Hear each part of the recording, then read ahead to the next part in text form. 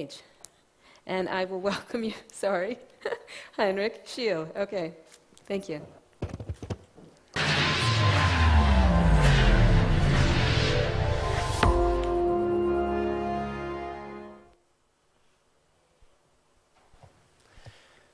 When you grow up, you tend to get told that the world is the way it is, and that your life is just to live inside this world, try not to bash into the walls too much, play by the rules, earn a little money and have a family.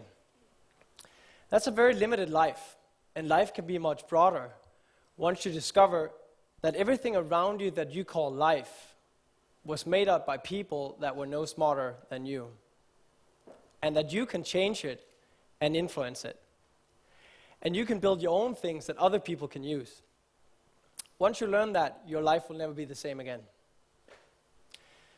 I really like this quote by Steve Jobs because it so strongly emphasizes how life is not predefined.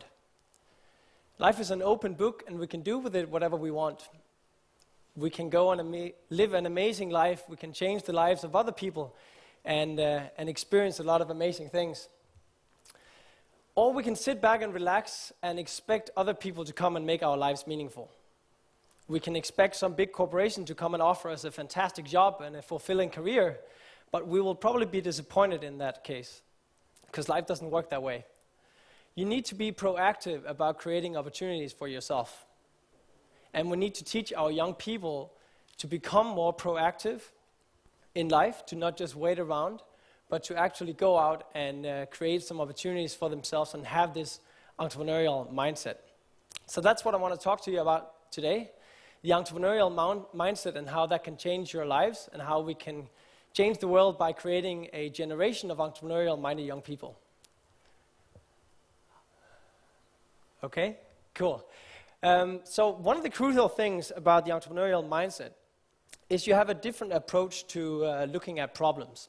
Vino Kostler is a famous entrepreneur and a venture capitalist in Silicon Valley, and he says that every big problem is a big opportunity. And if you start adopting that mindset and that approach to life, you will start seeing opportunities all around you where other people see problems and barriers. And you will start coming up with solutions for these problems. And if you have a solution for a big problem, there's probably somebody out there who will pay you for that solution, and then you have a business. But it requires you to change your mindset to not just sit back and talk about all the big problems, all the challenges we have, because of course it's not easy to start a business, and of course we have a lot of challenges here in Greece at the moment, and you guys are not alone. It's all over the world. But by having that mindset, that's a key starting point to building something successful. So what is entrepreneurship? I like to look at entrepreneurs as people who live their lives in a way where they don't just accept the way things are. So the entrepreneurs are those who go out and solve big problems, and they stand up against the crowd, they challenge the status quo, and they go out and make a change. Many people think of entrepreneurs as young guys living in a dirty dorm room. They might be in their early 20s, and they're trying to create some new photo sharing community or a new application for restaurant search. And that might be good, and you might earn some money doing that. But entrepreneurship is more than that. It's about solving real problems and creating real impact in the world. So when I think of an entrepreneur, I think of a guy called Dimitrios Burkas. Very recently, Dimitrios was a young, unemployed carpenter living in the rural areas of the Philippines. Dimitrios was unemployed, he was looking for work, and he was looking for something meaningful to do with his life. So he started looking around in his local community for something to do with his time, and he identified a big problem that a lot of people have in these living conditions. He saw that most people live in these very primitive houses. It's like a shack, where they don't have any light, they can't afford electricity, there's no infrastructure in these places. They can't afford windows, so they're living in complete darkness all year round, even during the day. Imagine that, living inside your house, you cannot see stuff on the floor, you cannot find your own things. So he thought, well, we must be able to find an innovative solution to this problem. So he started prototyping. He started saying, well, what can I build here? It has to be very low cost. So he started looking at some of the materials that he had available in that community. And he started prototyping and started looking at different materials. And he found out that if he takes a piece of metal roofing and makes a hole in that, and then takes a 2-liter water bottle, fills it up with filtered water and a bit of bleach, makes a hole in the top of this shack, and then mounts the bottle up on the top of it. The sun will come in and basically light up this entire living space. Up to 35 square meters of home can be lit up by sunlight coming through a water bottle. An extremely low cost, extremely high impact solution to a huge problem. And I just find this story so appealing because it's a young guy who has now created employment for himself and for many other people in his local community. My Shelter Foundation has picked up this idea and is now scaling it out across the world to hundreds of thousands of people. So a very simple idea, but because Demetrius took that initiative, it is now helping hundreds of thousands of people around the world. And there are many, many millions of people living in exactly these living conditions, in a very simple shack, but they just accept the way things are. They just accept that they don't have any light inside their house. Nobody else has come up with this idea. So it takes just one person to start prototyping with simple materials, and that can end up being an amazing idea, creating a good business, and impacting millions of people around the world. So if we kind of agree that entrepreneurship is the key to making this place a better world, and maybe creating a good job for yourself, a meaningful career, earning a lot of money, how can we make more entrepreneurs? How can we teach entrepreneurship? Can it be taught? There's a lot of conversations going on around the world whether or not we can teach entrepreneurship. It's something you have to be born with.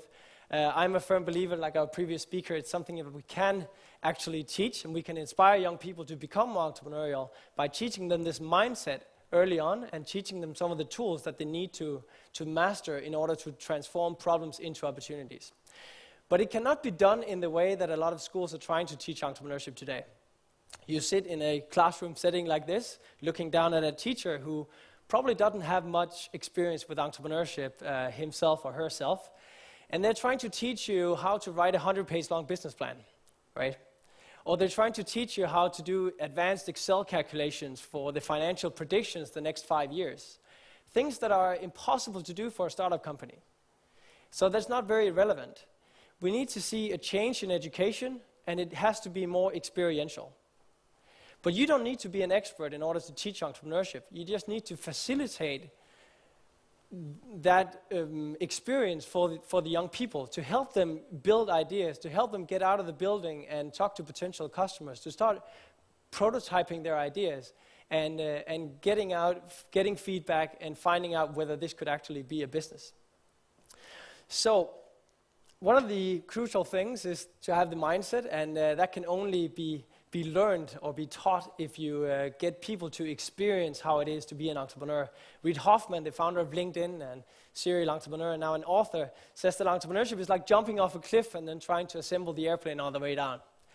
So it is an extreme sport, entrepreneurship, right? It is getting yourself out there. You have to take a lot of risk, and you will probably fail a number of times before you succeed. And that can only be taught in an experiential education program. So I was born and raised in Denmark, where I founded my first company, and then I came to Silicon Valley about 2.5 years ago and started looking more at how can we transform entrepreneurship education, how can we expose more young people around the world to entrepreneurship to help empower them to build their own business or at least act entrepreneurial in their own careers. So what we do now with a company called Startup Experience is that we look at different problems in different parts of the world, and we try to transform those problems into opportunities, working with the students. So for example, in Arizona in the United States, we looked at how can we use technology to help underserved communities, single-parent mothers, unemployed, homeless veterans who don't know how to apply their skill set into modern society. In Ireland and Denmark, we looked at how can we use technology to help senior citizens. How can we improve the quality of life for seniors who are put in a nursing home and don't know how to communicate with their family, they feel left out, they feel isolated. There are tons of opportunities to build around some of those many, many problems. And finally, in India, we looked at how can we use technology to help rural farmers. We have like 75% of the population in India being small-scale farmers who don't have access to weather forecasts or don't know what kind of seeds to put in the soil. So when the harvest comes, they have all planted the same type of seeds, and there's no demand for those type of crops. huge problems, and you can come up with simple solutions that will help millions of people, and you can build a business around that. So what we do is we take students through this 6-step process. After having understood a big problem related to that specific area, last week I was in Tunisia, where we focused on youth unemployment, which is a big problem in many countries, also here in Greece, obviously. But how can we transform that and have a different perspective to look at it as an opportunity? So we understand different problems, and we work with technology, try to teach them about new technology trends, and then at the core of the program, we take them through an ideation process. And this is something we also need to be better at in today's school system. Working with creativity and design thinking, the science of how to come up with good ideas collaboratively, so the students actually build their confidence going through this creative process where they can see that many of the ideas that they can come up with can actually be built into viable business opportunities. So instead of just sitting around talking about stuff, we actually build prototypes, and we build a business model around these ideas. We go out to the market and talk to potential buyers of these ideas, and they realize that a lot of people are asking for these solutions. So they get a lot of confidence, they learn about presentation technique and pitching, they build a prototype, and they present their idea to a professional jury and get a lot of amazing feedback, and then they become, hopefully, future entrepreneurs. But we've now had the pleasure to work with students and work with teachers in many countries around the world, working with faculty, training them on how to run experiential education programs. And we've seen amazing impact. Many of these ideas are already being implemented, finding funding. And the students, you see this transformation in their mindset that they start believing that they can actually go and change the world and become the innovators of tomorrow. We've worked with a lot of fantastic partners, mainly the Intel Foundation, who've been great at working with, a lot of government organizations, nonprofits, corporate NGOs. We use different theoretical frameworks, so kind of trying to take some of the best theoretical pieces from the lean startup, from Steve Blank and Gear Up. We have many great theoretical frameworks now about how to transform ideas into viable businesses.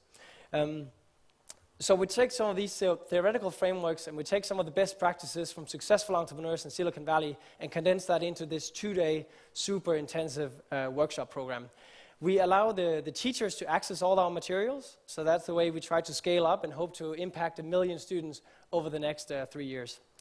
And why is this relevant, you might ask? And we saw there's not all of us here in the room that are entrepreneurs. Some of you might be skeptical and say, well, this doesn't really apply to me because I want a career in a corporate setting. And yes, you might want a career in a corporate setting, but it just so happens that many of those jobs are not available today. And that's why entrepreneurship and this entrepreneurial mindset applies to all of us. No matter what career path you choose to take, you need to be proactive and you need to be entrepreneurial in the way you create opportunities for yourself. The career escalator is broken.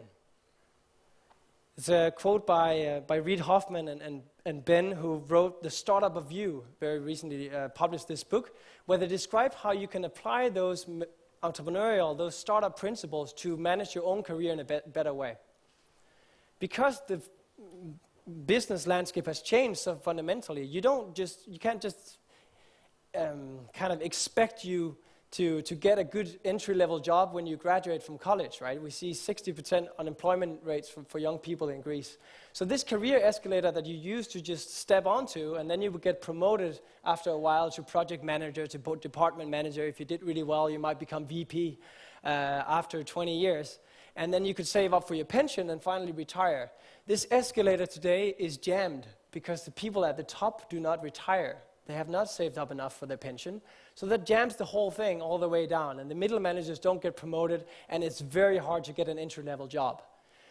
So for all of us, this applies. And we need to act more entrepreneurial. We need to look out for those opportunities so they don't just disappear. You cannot just expect to sit back and relax and expect other people to come and make your life meaningful. So some of the key learnings I've had working with young people, working with faculty staff, with professors around the world, is that you need to provide a structure. Starting a startup company is a very difficult process, and it's a very constantly changing environment. You constantly have to change your idea, you constantly have to go out and seize new opportunities, find new people to work with, and so on. So you need to provide a structure. It's not enough to just get students together in a hackathon, you have to have a structure around the way you teach the young people how to go through the different stages in that process. That's something that resonates very well with the students. Then you have to focus on delivery. Don't just sit in a classroom setting like this. You need to get the students out of the classroom, and you need to believe in entrepreneurship and be passionate about it when you're teaching it. Finally, you need to focus on this entrepreneurial mindset instead of just talking about startups, because a lot of young people won't see themselves as an entrepreneur. But in today's business climate, we all have to be entrepreneurial. So focus on the entrepreneurial mindset and see how that can actually apply to every single one of us, that these techniques and these tools are relevant for all of us. So that's all. Thank you very much, ladies and gentlemen. Let's go out and expose more young people to the entrepreneurial mindset. Thank you. Thank you.